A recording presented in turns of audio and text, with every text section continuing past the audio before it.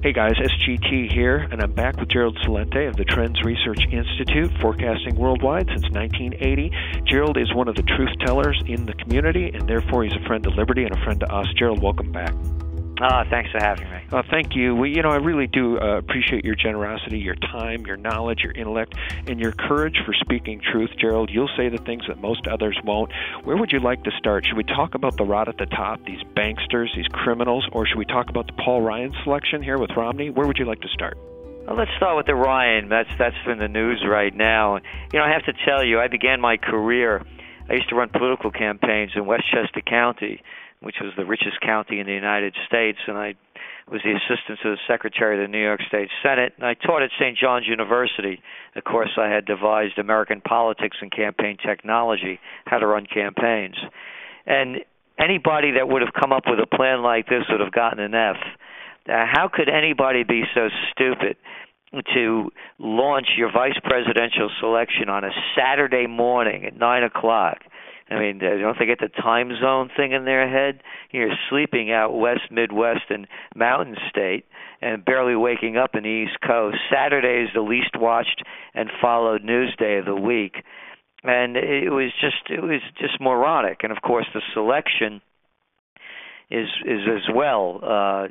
And watching the whole performance, with the Battleship Wisconsin behind them, I encourage everybody to go to YouTube and watch a clip from Fredonia with Duck Soup with Groucho Marx.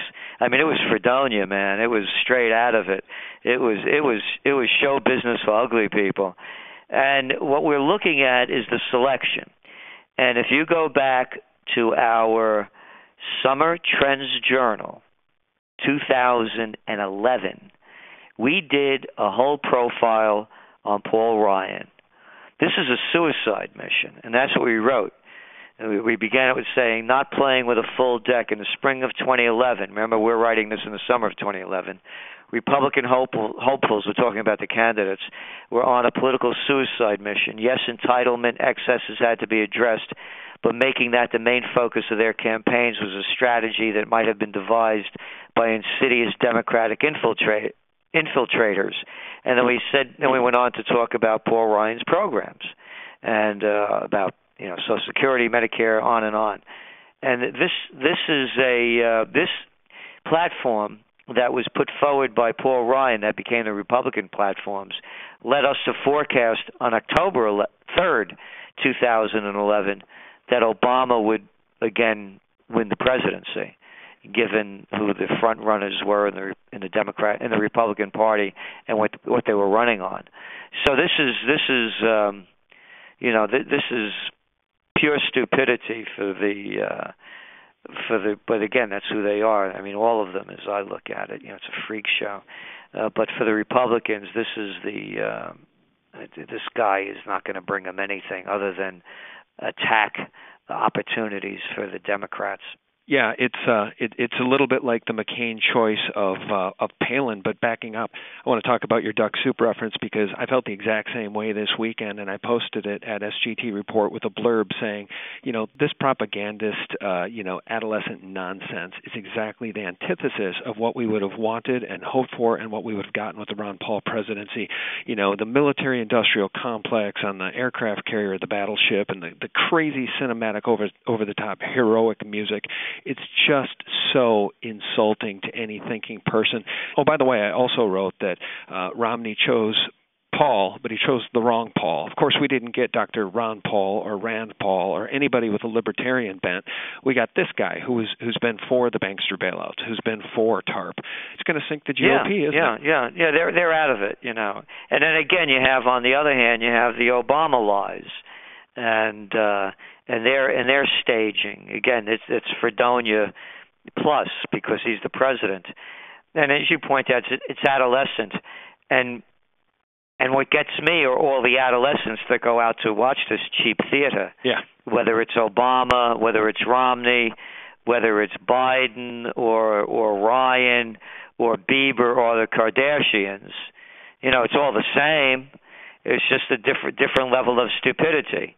And how many people buy into it. So that's the discouraging thing, because they still believe this nonsense. On the banking front, Well, you know that Goldman Sachs just got another free ride from the Obama administration, for the dirty deals that they were pulling with the abacus deal, telling people to invest one way while they're betting the other way. No time. And then it's just, again, another example of the Obama administration and whose side they're on, the same side, the banking side. And so when we're looking at the high levels of financial crimes, when you go back to the LIBOR scandal, and of course most people won't know a LIBOR if they got hit in the head with one, but it just controls their daily lives and every dollar that they borrow, whether it's for student loans, auto loans, mortgages, credit cards. It covers over $700 trillion worth of derivatives and loans, and it's been rigged. Everybody knows it. And not everybody knows it. The Federal Reserve knew it. The head of the Federal Reserve Chairman, the Treasury Secretary,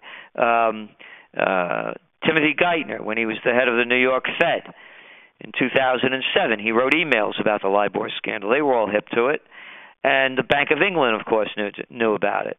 So the whole game is rigged, and how people could keep buying into this, it really says a lot about the ethics and the composition of the human spirit, that they would permit this to happen without any backlash at all. So the entire game is rigged.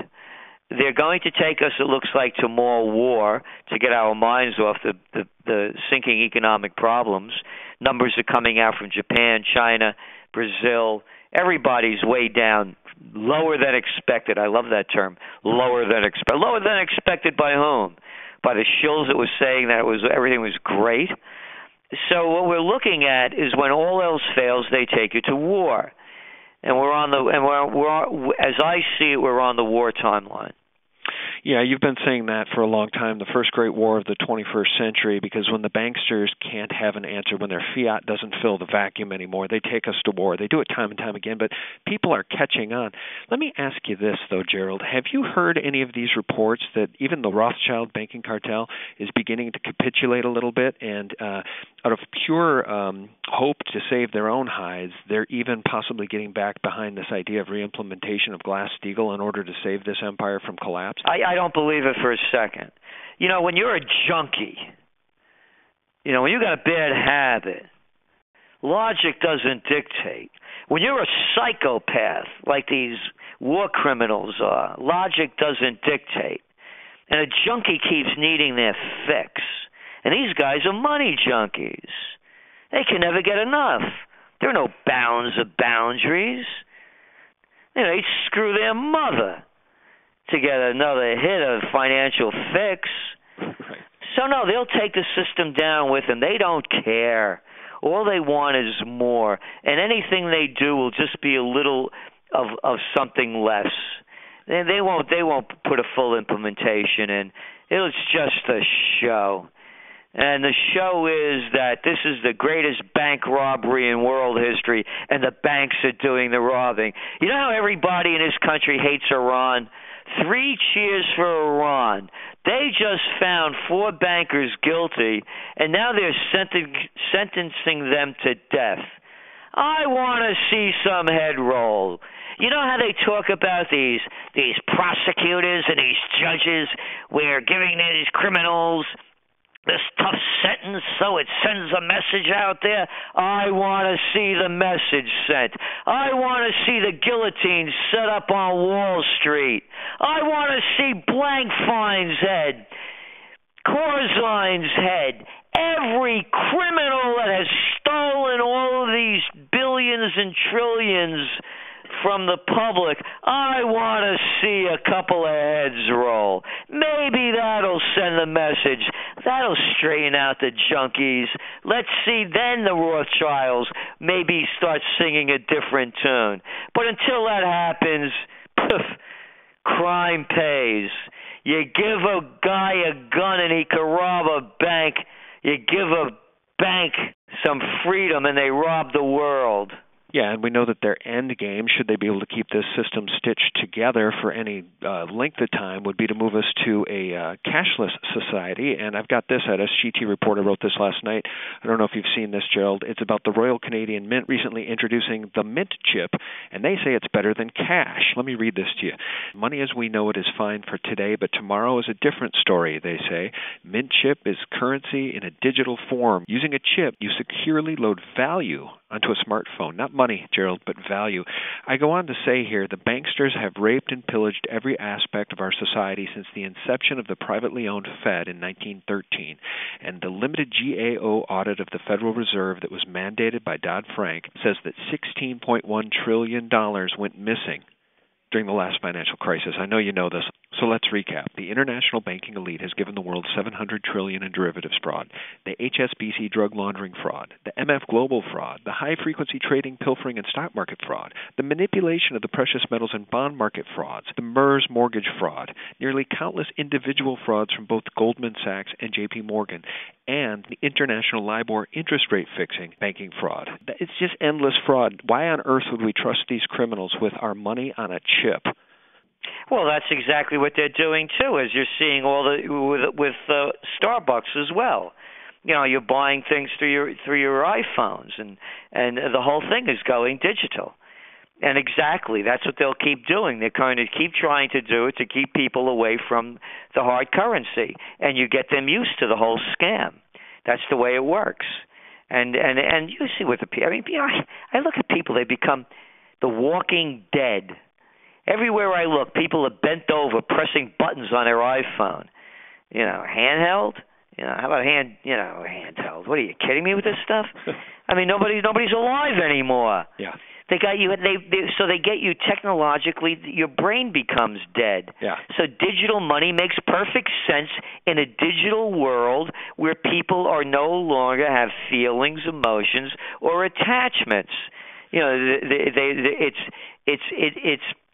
know, it's mind manipulation at its perfect level. Let me ask you this, because I want to be respectful of your time. We don't have a lot of time with you today. Let me ask you this before I let you go. You're right. People aren't thinking. But for those who are, and who are reading your material and my material and InfoWars and others, Zero Hedge, those people who are thinking, even when we do reports about the potential for the implementation of martial law if the system is to collapse, we get a lot of shills coming out calling us doomers, saying, oh, give me a break, that's ridiculous, there would never be martial law, you're a doomer, you're a gloomer. What do you think the reality is here? This could get really ugly when the system finally comes down, and the government seems to be preparing for it. Of course they are. This is what we've been writing about. That was the beginning of the year, our Trends Journal.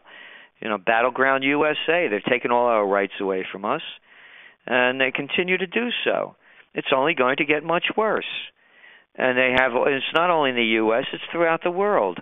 You know, everybody knows in the financial sector that this thing is under collapse. Mm-hmm. Again, look at the numbers coming out around the world. You just had your worst week in the emerging market stocks in months. Look, under the National Defense Authorization Act, the police they repeal the Posse Comitatus Act of 1878, and now police could take on military duties. Duh.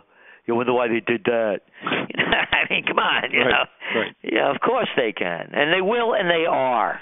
But here's the thing I've been saying in my interview with Suzanne Posel, a skilled writer, and others. I've said, look, the military had a hard time locking down Baghdad. They couldn't do it. So what's the reality of rolling out martial law in this country? It's ridiculous. They couldn't lock down New York City or Chicago for more than a week. Oh, yes, they can. I would disagree. This is... Because not only the military, the police have become the military. You look at the actions of the police. Look at the way they dress. You know, they're geared up as military, and they're not going to stop. They're going to keep doing more and more of it. So that's what we see happening. And the military is the police. Police is military. It's all one. You know, and the people don't have courage in this country. I mean, very few do. Most people, again, you know, you look at the presidential reality show, like little children in the peanut gallery jumping up and down, cheering for their clown. And so I have to disagree with you. I think the military will and they can, unless the people stand up before it happens, and I don't see that happening. You know, my motto for 2012 election Stay home, don't vote. 40% or less, 40% or less. 40% or less of the people turn out at the ballot box. We could call this system invalid and illegitimate. Great insight, Gerald. We need to swear the system off. It is corrupt. It needs to be done away with. Let me ask you this final word. The Second Amendment is the key to our liberty. It wasn't put in place so that we could hunt. It was put in place so that we could throw off a tyrannical government, or at least protect ourselves from a tyrannical government. What do you make of the attacks on the Second Amendment, and how do we make sure we keep it? Oh, the attacks on all of them. I mean, it's just one after another. And we don't have a freedom of speech. We don't have a freedom of assembly. We have Fourth Amendment rights. I mean, look at that. They're peering into every aspect of our lives. One after another. I'll tell you, here's what it comes down to for me as I keep looking at this. Nothing is going to change until the individual changes. When you have courage and dignity and respect and integrity and passion, you don't take other people's bullshit. And there's that wonderful saying, when the student's ready, the teacher appears. Right now, I don't see the students ready because the teacher's not appearing, because the people aren't in shape physically, emotionally, or spiritually. And until enough individuals find out who they are, what they're about, and their purpose in life, nothing is going to change. And so when the people are ready, the leaders will appear, the teachers will appear, and a brighter future will appear. But the question becomes, when you wake up every day, what am I going to do to change things for myself? How do I become that better person? And I really, that's the way I look at it now, is when enough people change, then everything will change. But until that time, it'll be the same. Well, I want to leave you with this, just for you. I want to leave you with this as I thank you for your time and let you go. You're the teacher, and the students do appear. People are listening to what you're saying, and the information you share resonates. It's a message of liberty, it's a message of truth, and it's a message of honor, and for that we're grateful. Gerald Celente of the Trends Research Institute and the Trends Journal, thank you so much for your time. Tell people how they can find you on the Internet. Yes, trendsjournal.com, trendsjournal.com. And remember, honor and dignity it's with the individual. I'm just one of, we're all in this together. And again, when the individual rises to higher levels, then everything changes. Yeah, you're a good man, Mr. C. Thanks for your time. We really appreciate it. Thank you. Bye-bye. Bye-bye. Thanks so much for watching and spreading this information with friends and family. Together we can take liberty back. And check out my new website, thelibertymill.com. Thanks for watching.